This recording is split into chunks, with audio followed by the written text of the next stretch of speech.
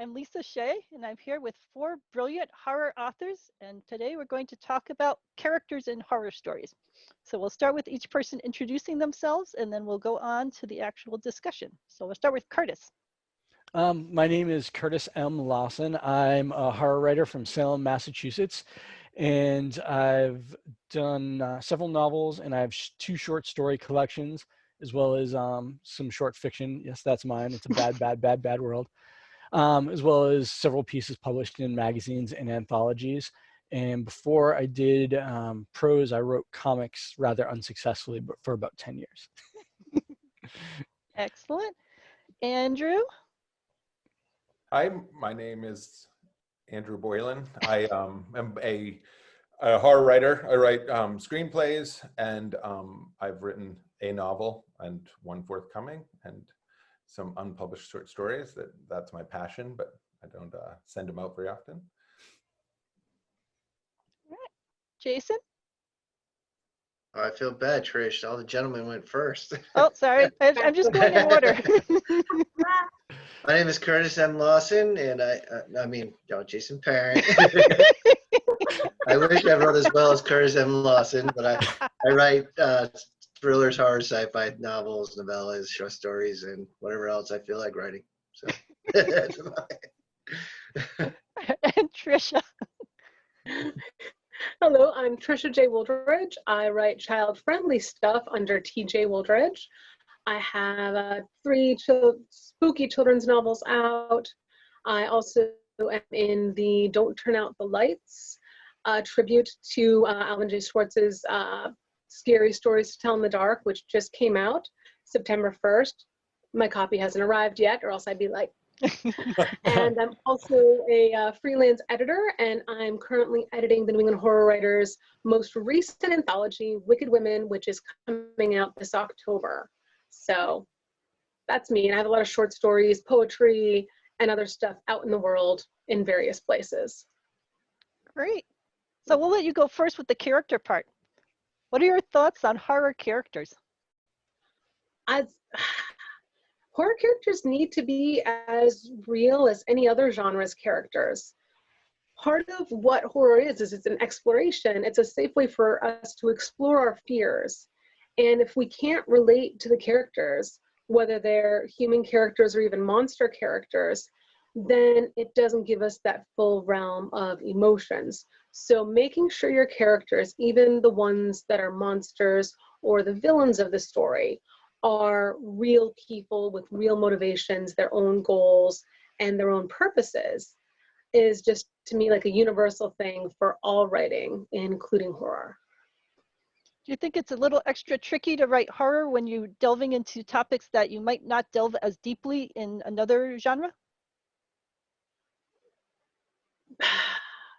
Yes, but I also think it's worth the effort, because once you jump in that deep with a character and you experience it with that character, at least for me as a writer, I do get a sense of catharsis about it. I've had a lot of stories that I've written about things that terrify me, that have hurt me.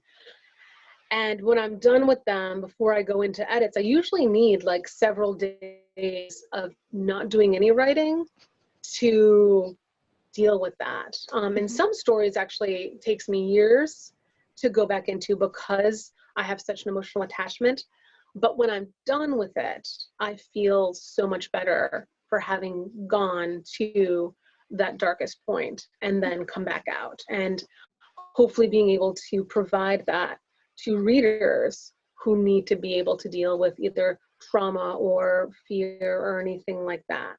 Oh, great. Jason, you write in a bunch of different genres. Do you find it different to write horror than some of your other areas for the characters? Yeah, I think in my thrillers, my thrillers are more kind of commercial mainstream, and I try to make more relatable characters, protagonists that are, stronger ethically, I guess, than I would, because in horror for me, in the horror I like to read. I don't care if the protagonist is a good guy, bad guy necessarily. I can read a book where the protagonist is just an awful person. And I know a lot of people can't do that, but in horror, so I write that way too. I can make a morally bent protagonist as my lead character, and I mean I might relate to that a little better too, because I kind of relate to villains. I'm the type of guy that puts like a scorecard up on that fridge of mini golf where I kicked somebody's butt. I don't even think she's noticed it's been up there, but I really kicked her ass. I'm just saying. So that's the kind of people I use as main characters.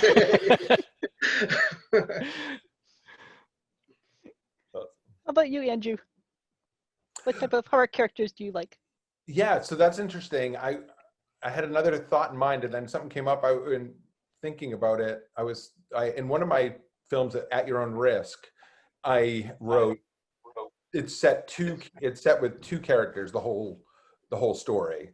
So they start out as the good guys, and then they sort of become their own antagonists. It's a treasure hunt, and all the treasure items they find sort of turn against them in the desert and put them at their life at risk.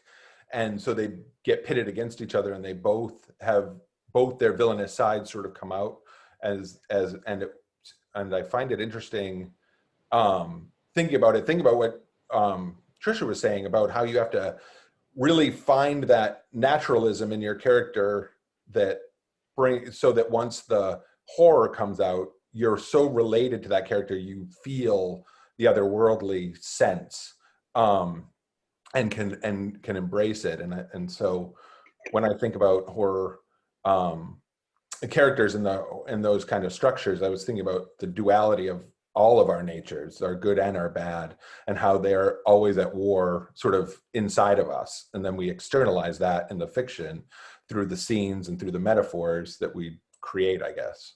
Mm-hmm. So those are some of the things that I think about coming to character.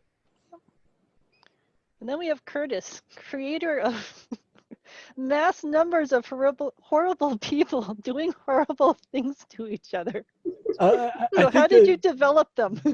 Well, I think the biggest criticism of my writing that I see is that people can't get into my protagonists because they're too awful. Which is, there's been a couple or two unlikable, particularly Blackheart Boys Choir and Those Who Go Forth into the Empty Place of Gods, which I named with like 10 words because I don't like selling books. But I like writing about kind of messed up, flawed, morally ambiguous, or straight out evil people.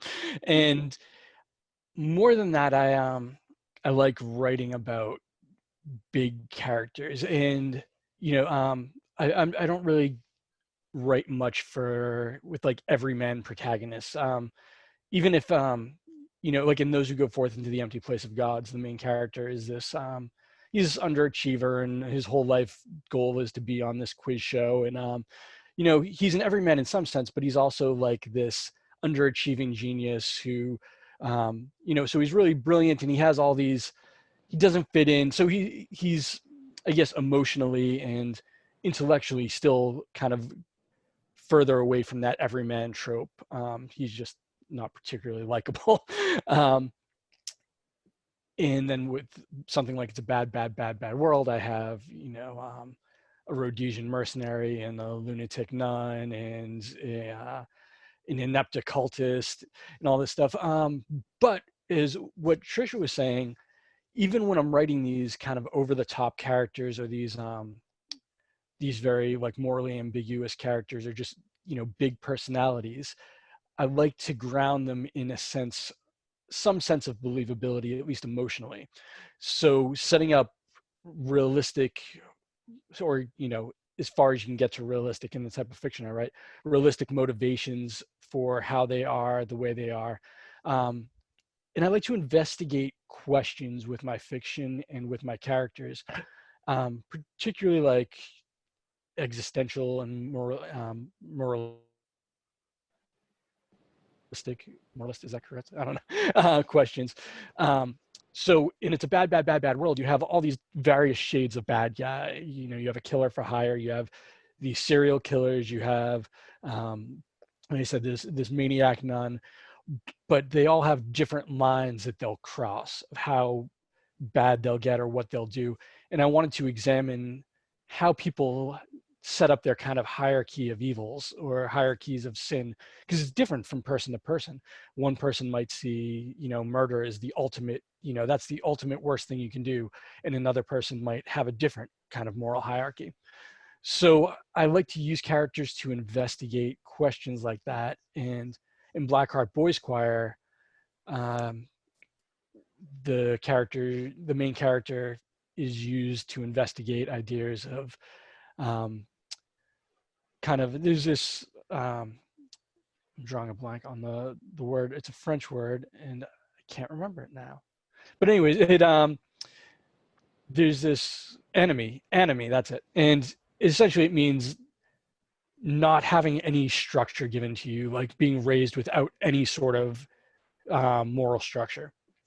And I wanted to explore ideas like that and ideas of loneliness and estrangement. So that's kind of what I shaped that character around, was ways to explore those ideas. But I try to ground their motivations once again in the real.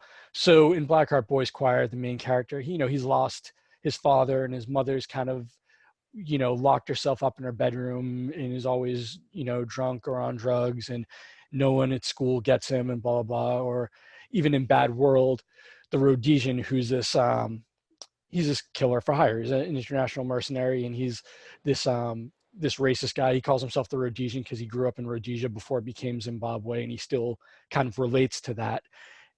But you see kind of what happened to him as a child and how he got to be where he is, as well as even the lunatic nun. You go to see what happened to her, and it kind of compares and contrasts their upbringings, so you can get to explore, not to excuse their behaviors or who they are, but to understand how people get this way. Yeah. So I like to use character for that sort of thing a lot. Mm-hmm. Well, and I think, Andrew, you do that in your sacrifice story, that you have some characters that, like in Curtis's story, are pretty, what we might call over the top in the way they're dealing with life, but you also go into how they got to that stage. They didn't just spring into that stage formed. Yeah, I mean, absolutely.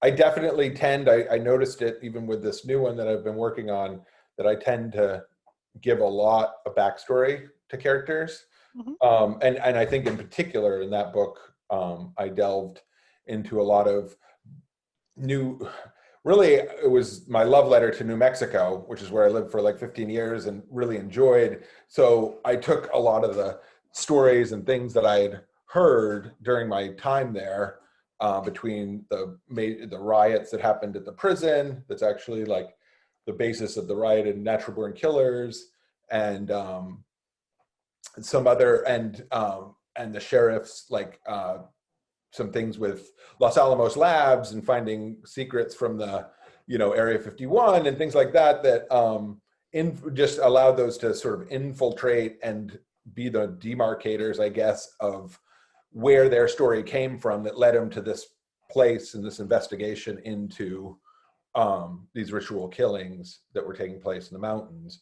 Mm-hmm. And so I was heavily influenced really by both New Mexico contemporary history and the deep history of New Mexico, and tried to personify that in many of the different characters, especially the main antagonist,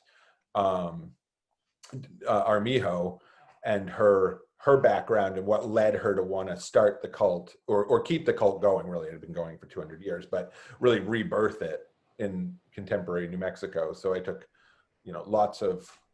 borrowed lots from the history of the Native Americans and the war between the Native Americans and the Spanish, and influenced where the characters were all built out of that. Well, and you were able to actually people watch for some of that. Certainly. I mean, I definitely, all my stuff I steal from everybody I've met. I mean, I knew the guy who runs the sort of pediatric hospital and / morgue, because there isn't enough money in New Mexico to do one of anything. So he was just totally based on this guy, Ed Borrego, that I knew at the time. And I had a lot of fun. He was a great friend of mine, and I just had a lot of fun writing his character into there because he just had all these funnyisms that he brought for his wanting to go, like how he liked to spend his vacations. And I just decided to pepper all my, like a lot of the characters were just peppered on people that I met through the years in New Mexico. And this new book, I do that all the time. I just steal all the people that I've known through my life and I populate them in my characters because I'm just not that creative. I did kill one of my high school bullies in boys choir too, so I will say that. That's good. I've totally put people that I know into my stories. I wouldn't say that that's not creative. I think it's very creative because when you put them in, you have to decide whether or not you want those people to recognize themselves. So it's actually a fair bit of work in whether or not you want to hide it or, you know, allow it to fit in the story is a work of fiction and not based on real people or places. We promise. Unless you use their name though, they never recognize themselves because you always have this different opinion of them than they do. Apparently, if you think highly of them, they have low self-esteem, and if you think lowly of them, they have a lot of confidence. Apparently, Yeah. There's nothing like me. What are you talking about? That's what I get. That's awesome. So Jason, how do you go about finding your characters? Much like Andrew, a lot of them are parts of me, the worst of me, and a lot of them are parts of other people, or what I envision other people to be. Even if I'm, you see somebody walking down the street talking to themselves, you give them you just invent this whole backstory for them. It could be nothing what this person is actually about, but you take the fact that he wears glasses, and that's the only thing that's really the same. But you build this whole imaginary character based on just people watching, and yeah, I think being a writer is also being an observer, and that's how you come Absolutely. up with And I don't think it's any coincidence that I wrote most of Bad World on commutes on the MBTA. So, Yep. I am actually reading the Apocalypse Strain. I really was fascinated by where you came up with all these scientific characters, because that is an area of life that I don't cross paths with very often. And I was so fascinated. I was like, how you were able to pepper those and make them all so distinctive, I thought was fantastic. Well, there's a very diverse cast there. So Yeah. The lead character, Clara, has MS, and she's kind of based on my best friend's mom, who has MS. So I used him kind of as a research phase focal point. And then probably nobody knows this about me. I switched my major probably 119 times officially in college and 400 something times unofficially. But I was actually pre-med when I started college. So I do have some, chemistry and biology background, and it's always interested me. So the main character is a genomics expert. So that's where that came in. And then, there's a jerk professor with a Polish last name. Well, I had a jerk teacher that had a Polish last name that was very, very close to that one. And, so that's two of the characters, how they evolved. how do you come? Go ahead, I Curtis. was gonna say, what about your characters in White Trash and Dirty Dingoes? I don't want to talk about that. I get banned everywhere. Like, that was based on you, Curtis. Actually, those were just really, I thought, what's the worst thing a person can do? And then I kind of upped it. And then I do the worst next thing in the next paragraph. And then the next worst thing I could do in a string of expletives and just yeah, probably nobody here should read that book, by the way.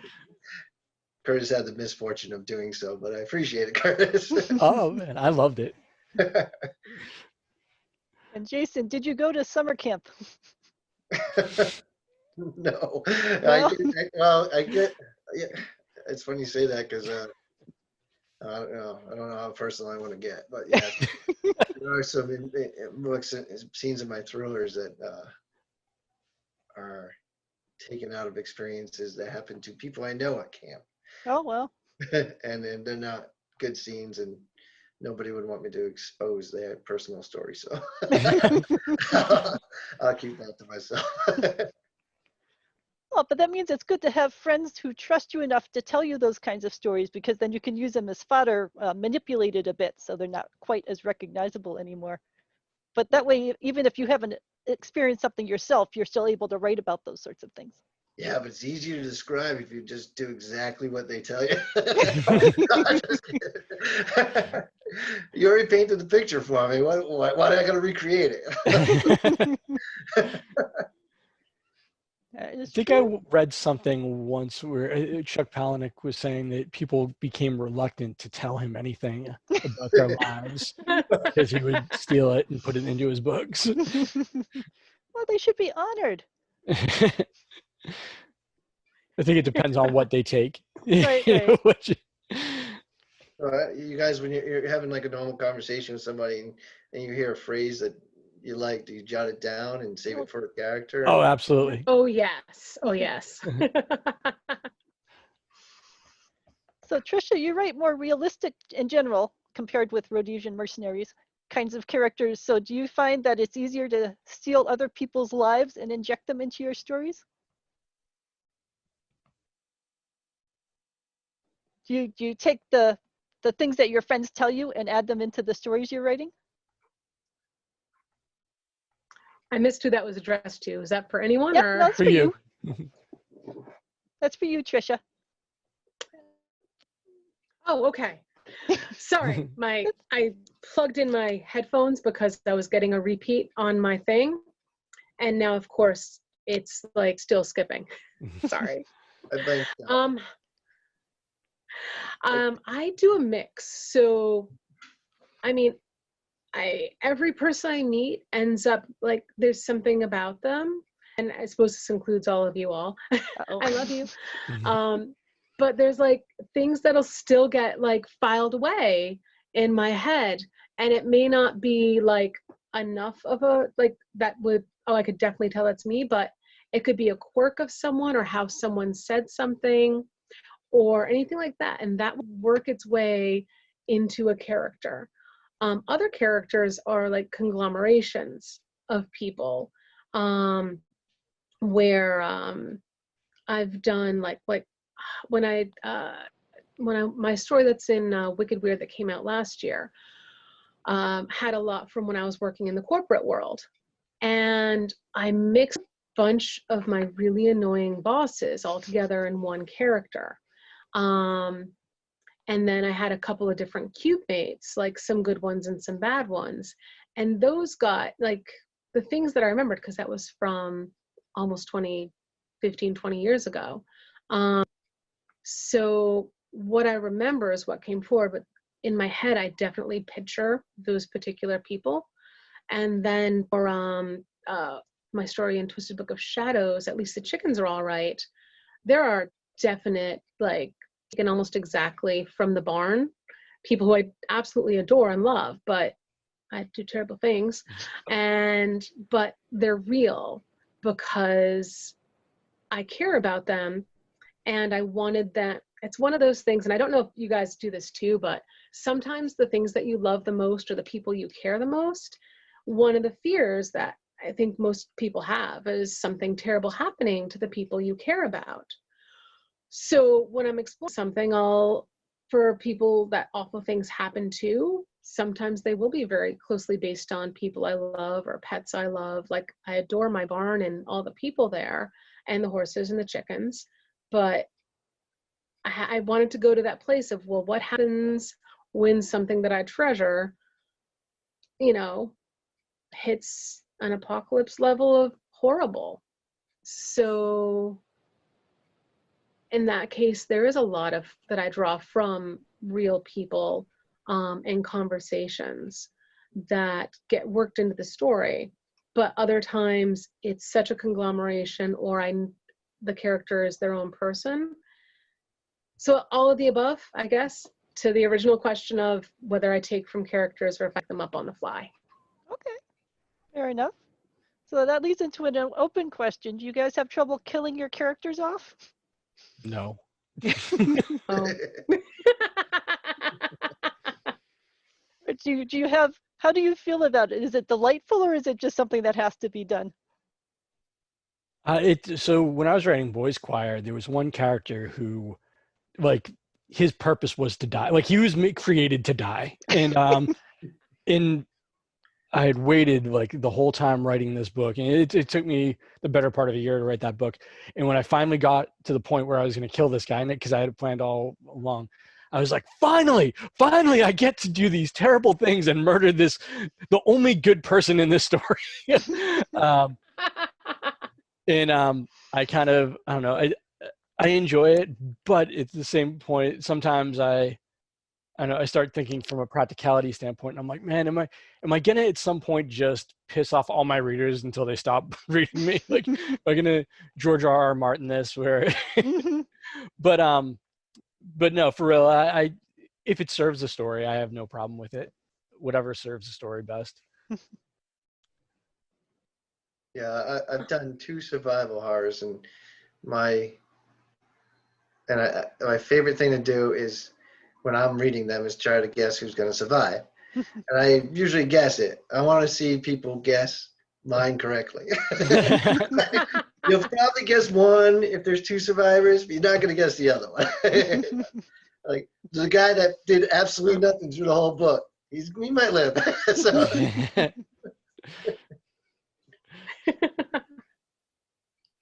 Do you guys pull at all from like celebrities or news lines? And I know I'm always tempted to put my own social beliefs into my characters, and I try to pull that out. Although some mainstream, very popular horror authors do very often. But do you guys just put your own beliefs in there, political, religious, otherwise, and not care, or do you try to kind of? Yeah, I mean, I'll do several different beliefs, even ones that I don't agree with, just to explore them, because I think that also makes it real. I mean, if our characters or the stories are in worlds where you don't have strong political, social beliefs, or some people don't have strong political, social beliefs, to me, that's not a believable world. So having them exist in the story and having to deal with them, to me, is just very much make it a believable world and making them believable characters, because I don't think I believe a world where you don't have, sadly, zealots for one cause or another, whether you believe it or not. As an overall arc, which characters die and which characters don't, I tend to have that semi fall mostly in with my own sets of morals, ethics, and beliefs, but not always, because the world is unfair and I'd feel like I was being inauthentic if I only let the people that I agreed with or the characters I agreed with win and live. Yeah, if a monster's trying to eat you, I don't think it's going to care if you're a Democrat or Republican. Who did you vote for? No, I agree with Trisha. It is unrealistic to have a world where there aren't zealots of some sort, and there aren't people with varying degrees of how much they are invested in their socio-political beliefs. And I like to explore different points of view in my fiction. One of the big things I try to do is to explore these things, but never tell anyone what to think, because I don't think that that's my job. I don't think that I'm smart enough or well informed to tell anybody what to think, but I think that I have some of the questions to ask. So if I can get people thinking, and thinking on their own, then that's something that makes me happy. And as far as my own socio-political beliefs, those honestly change from like week to week sometimes. So, and I think that it's more, more in terms of like philosophical terms. I don't want to sound pretentious here, but I tend to think in more like existential philosophical terms than political terms. So I think you see more of that kind of get into my fiction and my characters, or ideas of, exploring like the meaning of life in the face of nihilism, things like that. Not so much politics. Yeah, my version of Meaning of Life was by Monty Python. What about you, Lisa? I love turning questions back on you. You know I do. Yeah. Characters. I tend towards, the Buddhism, everything will have its balance kind of mentality. So I'll have good people win and bad people win and all of them die. So I'll go for everywhere. How hard is it for you to kill your characters, Lisa? Because you're a very caring person, and you're like someone I always think of as very, very sweet. And how does it feel to learn when you have to kill characters? Well, it's getting easier the more I do it. So One of us. well, I think Trisha, when I was talking to you last time, I was talking about how I think, at least for me, the more you write horror, the more you get deeper into it. And what used to be a line in one book, now you've already crossed that line. So now you're looking for a new line. So that sort of thing tends to happen for me. When you mentioned Buddhists, they're going to get reincarnated in another book, so you'll be all set. Yep. Yeah. Well, but then there's a sense of karma that if you're doing bad things to a person, that somehow the universe is going to come back around to you again. Then they'll come back in one of my books or Jason's books. Oh, that's true. Yep. See, they move from book to book. All right. Do you guys have a character in another author's horror story that really stuck with you, and why did the character stick with you? I'll go first if nobody else wants to. I have lots, but the one that immediately comes to mind, The Drowning Girl by Caitlin Kiernan, is one of my favorite books. And there's an unreliable narrator, and I'm a sucker for the unreliable narrator thing in general. And what really struck me about this character is she's insane. She's like, it's very clear that she's mentally ill, and she's on medication for her mental illness and stuff. She's schizophrenic and all this stuff, but there's this kind of like charm to her that is almost intrinsic to her mental illness, and the voice just seems very authentic, and it reminds me of people I've known and cared about who had some mental illness problems. And it also lends an air of real terror to it for me, because there's these things happening in the book that aren't real. So basically there's two versions of the events, and she believes them both to be true, even though they're contradictory. And it sets up this really like tense psychological horror aspects of what's real, and could these two things be real, or is this person insane?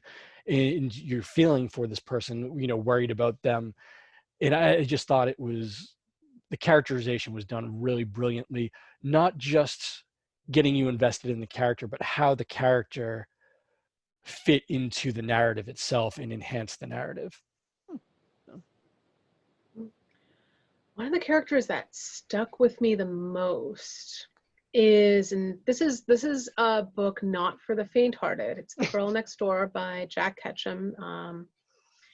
And it was the narrator for that, David, because the story is such a disturbing story. It's loosely based on a real-life murder of a teenage girl by an aunt that had a lot of issues, and there's child abuse, lots of abuse that happens in it.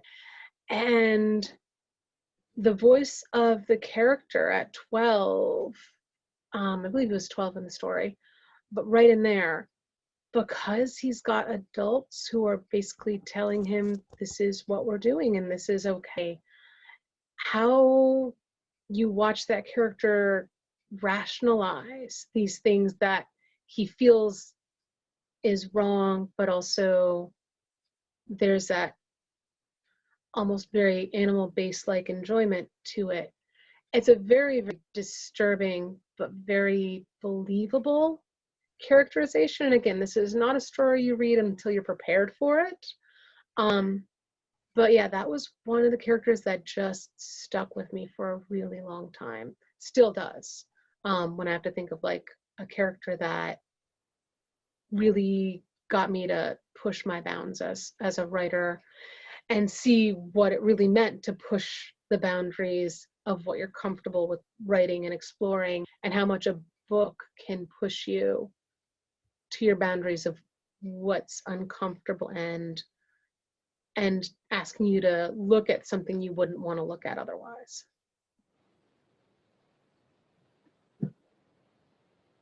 Want to go ahead, Andrew, or shall I? Go for it. Go for it. All right. I'm a fan of all the famous big bads like Pennywise, the Man in Black, Hannibal. But my somewhat less famous, but hopefully not for long. I hope to make a movie out of this.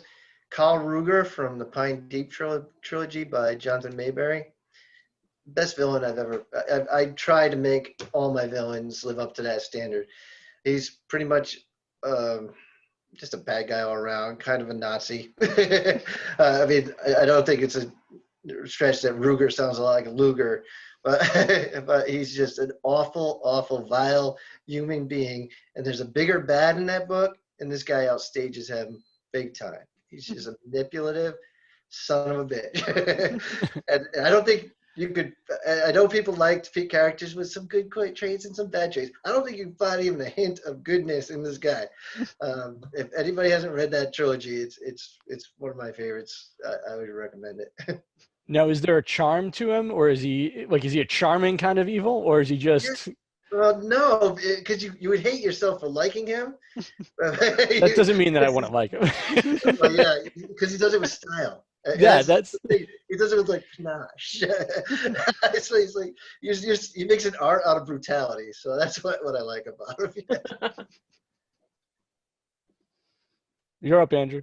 Okay. Well, I've gone through back and forth, and I'm gonna go for one. Dolores Claiborne from of King's characters, and partly because I think I was pretty young when I read it, and it was like the first time where I felt what voice of a character could really do to bring you deeply into the soul of a person in writing, and it is and for some reason that character and that voice has stuck with me since I was 12 years old.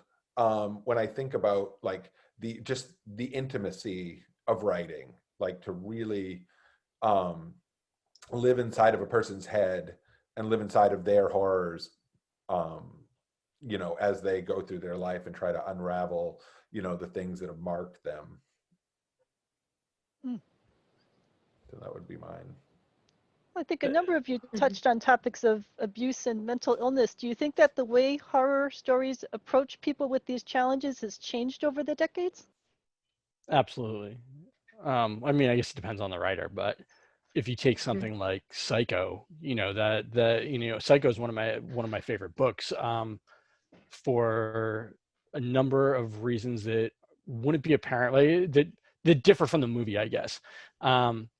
I think Norman Bates's the characterization is done better in the book, and you get into his head a little bit more. But that being said, if you take something like Psycho, the actual mental illness attribute is mostly fictional. It's not very based in reality, and I think that people try to be more authentic when they're portraying mental illness now, and more sensitive about the issue. And one of the things I was concerned about when I wrote Boys Choir, because mental illness is like a main theme in there, was whether I was portraying it in a fair sense. And I'm not one of these types that's going to go out of my way to like get sensitivity readers and like make sure I'm not hurting anybody's feelings, but I want to make sure that I'm being genuine and authentic, and not portraying things in a harmful, false sort of way. And I don't know that you necessarily had that approach to mental illness in horror fiction years ago, because it was just, well, crazy's crazy, and crazy could be anything you wanted it to be. So there's a short story that I think really was called The Yellow Wallpaper, that really delves deeply into Charlotte Perkins way that feels, and outside of horror, but it has a horrific feeling to me all the time, is Virginia Woolf, because her writing was so desperate, because her husband would keep locking her up. Every time she finished a book, she would have a breakdown and get locked away, and the books would build up inside her and build up inside of her, and then she would get out and she would unleash them, and that would drive her more, and he would drive her back into the asylum. And so like books like To the Lighthouse and Waves in particular, where it's just this constant like sense of being forced interior and forced inside of you, that there's something terrifying about that, and having all these things locked up because you're afraid to show them, because that'll send you to the asylum. I think those are excellent examples. But those are, more showing, I guess, more told from people who would have been experiencing mental illness, or been said to have been experiencing mental illness by whoever kind of had power over them, as opposed to someone who, is just on the outside looking in. But like the Yellow Wallpaper, I think is a wonderful example. Yeah. I was going to say that there are more voices in horror now. So we do have a broader representation. And I think that is an important thing. Because we have more representation, the overall portrayal of mental illness, and even going back to bringing back, like Yellow Wallpaper was written a while ago, looking into even more of the stuff that Shirley Jackson has written and all of that. Even with the older stuff, we're bringing in that would be, you could probably, hashtag own voices. So we have more representation. I think there's still a lot of authors, sadly, that don't do their due diligence and will still use crazy as a term to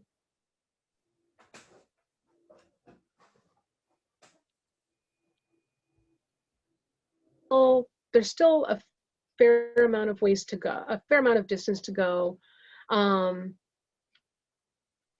But we are moving more towards what I believe is an authentic and real and less harmful portrayal of mental illness.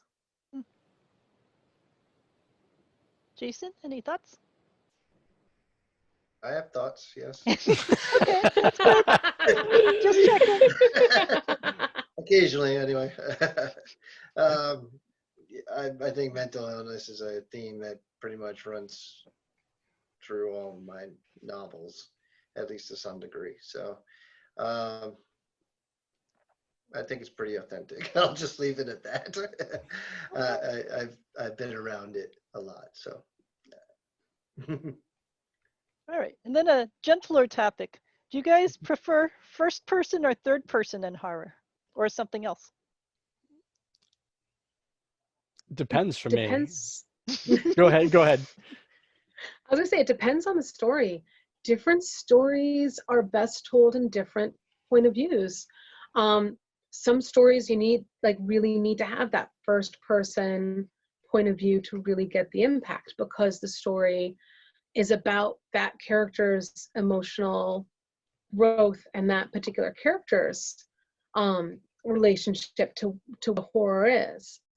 Other stories are better told third person, because you need that camera angle a little bit more distance, because it's not as horror is affects more than that one person, and the story is more than just how the horror affects that one person.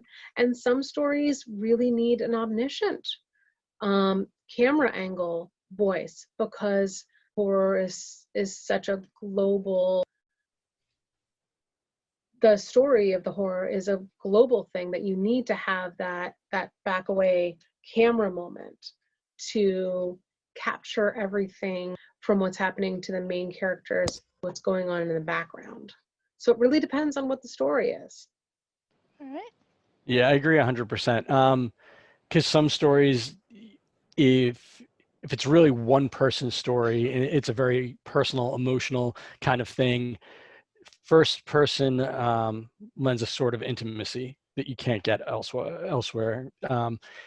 But you take a story, something like It, you couldn't tell It from a first person point of view. So if you have these big stories with these ensemble casts, and where the setting is really important too, where the setting is a character in and of itself, you can't tell as big of a story in first person. So yeah, it just depends on what your story is and what you want to say with it. And also, I guess it depends on you as a writer too. I was talking with someone recently, and they were talking about, if 10 different people wrote The Shining just from that, the basic premise, you'd have these 10 different books. And they were talking, how would The Shining look if it was told from Wendy's point of view, kind of thing. So, and that wouldn't be necessarily a worse book if it was a first person point of view from her, but it would be a much different book. So I guess it depends on your strengths as a writer, and in understanding those strengths too.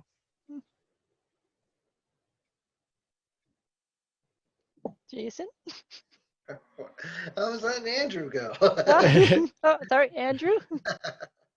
Well, I was wondering, that's an interesting question, and I really want to maybe spin it around, because I think about point of view, and I've often rewritten things in multiple points of view to try to figure out if it's not working or why it's not working. And I was wondering and thinking about how the revelations come out in the story.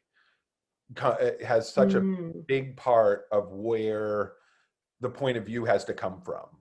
Like, how are you going to give these revelations to the reader in a riveting way that keeps you pushing forward? Is it going to be, it's so dependent on who's telling, and once you know those revelations, who tells those stories and how they discern that information becomes so paramount to the success of the book. It also has to do whether that person dies too. That's another part of it. True, yeah. Fair point, yeah. Because that's something I've struggled with. Well, there's this thing where, where there's kind of tropish thing where, and I died and now I'm a ghost telling the story kind of thing. And it's been done so many times, so that's something that I've avoided in the past. So yeah, I think, the fate of your character and are they capable of telling this story is an important thing to figure out. I love different styles of writing, but it's got to, like they're saying, it's got to suit the work. It's so easy to miss when you try some kind of experimental form, or even going first person present tense or second, like Carol Kemp, this is you. I didn't watch it, but everybody says it's great. And then so that's a second person book, I believe. But I've read maybe I'm wrong. I've read a first person omniscient, and I was so jarred by it. Even though I respect the author's willingness to try something like that, like this normal human being has godlike abilities to know what everybody else is thinking. Is essentially what the story comes out like. I couldn't get in. I read it just for the experimental value alone. I couldn't get into the story because I was always questioning, how would he know that? So that wasn't like a plot point. It wasn't like I know everything. Like, no, it was okay. just written from first person. Yeah, like a guy. Not like you're an everyman, Curtis. You're better than every man. Somebody like you or me, or just somehow knew what somebody 30 miles away was thinking at that moment in time. It doesn't make any sense to me. No. I didn't know if they were like a psychic or if they were like a god made flesh or something like that.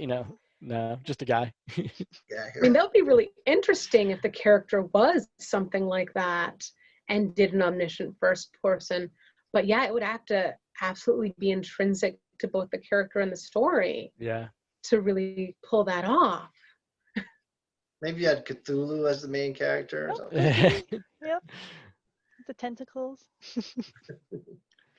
I don't know if he actually is that omniscient, but I'm not a Lovecraft expert. I'm assuming he is for the point of this conversation. I think the point of him is that we don't know. We can't That's know. true. He's unknowable, or we'd go insane. We tried to fathom him. I know, damn it. you know, Not first person omniscient. I know you. it's interesting you mentioned the second person book, because I can't think of a single example of a second person book aside from a choose your own adventure. Short story. I've seen it in short stories really I was well. going to say the same. Yeah, I've seen it more in short stories. I don't think I ever have. We'll have I'm to not as send you a well read list of as you guys. stories to read. There was one in the book of the best horror of 2019 that Ellen Datlow puts out. Okay. Yeah, I think of the story off the top of my head, but it was really, really good, and it was second person. It deserved to be in the best horror of 2019. All right. Fair enough. All right. You guys have any other thoughts on horror characters that we should bring out? No, I would just say, kind of reinforce the importance of some form of authenticity in the character, whether, and not necessarily saying it has to be believable in the real world, but believable in the context of your story. And going back to the idea of, do we put our socio-political beliefs in there and such? I would just say that don't use your characters as a soapbox, because it's gonna, if you're doing it for that point, you're gonna cheapen the reading experience. And there are better ways to explore a socio-political position than just have someone go on rants about the things you believe. And I've seen that done in fiction, where you have a character and he's just like, well, I'm going to go on 2 pages about my political or religious beliefs and lay it all out there for you. And nothing takes me out of a story faster than that. And especially if I kind of know the person and I know that that's what's happening for a fact, So I'd say Michael Connelly does it well, actually, because he does it from his characters. He does rants like that, but if it's Mickey Holler, that series, The Lincoln Lawyer, if you've seen the movie, he does it from the point of a public defender or defense counsel. So, and then Bosch as a detective. So yeah, there's definitely as a character, but he is doing it to get kind of a political agenda of that character, maybe his own out there. Yeah, I think if you're a very talented writer and you have a good toolbox, you could probably pull it off. I don't think most people can. I don't think I could. Trisha, any last thoughts? I think Curtis summed it up really well. Really just look at the authenticity of characters based on the world you've created for them. And I think that's what's gonna pull it out. I guess looking at what motivates your characters. So even if you have an absolutely vile character, what are the reasons for being that? And I'm sure they'll come up with a rationality. If you ask them, they'll come up with it, and it'll make perfect sense to that character, even if for you, no. But yeah, giving them a clear motivation and reason for being who they are and what they are in the world that you've built and created. Andrew? Yeah, no, absolutely. I would echo so many things that Trisha just said, but I know for me on an idiosyncratic level, a lot of times I'll take the scenes and I will read it and take notes on all the characters' motivations in the moment, like what is pitting each of these people together, and if there isn't enough things pitting them together, how can I add more things to create a tension between the characters and find those in the heart of whatever their ultimate goal is to continue to strengthen each scene. So the more antagonisms that they have against each other is always something that I'm looking for in my characters. I'm always trying to create characters that have a reason to not like each other, so that there's because my first draft, everybody likes each other and it never goes.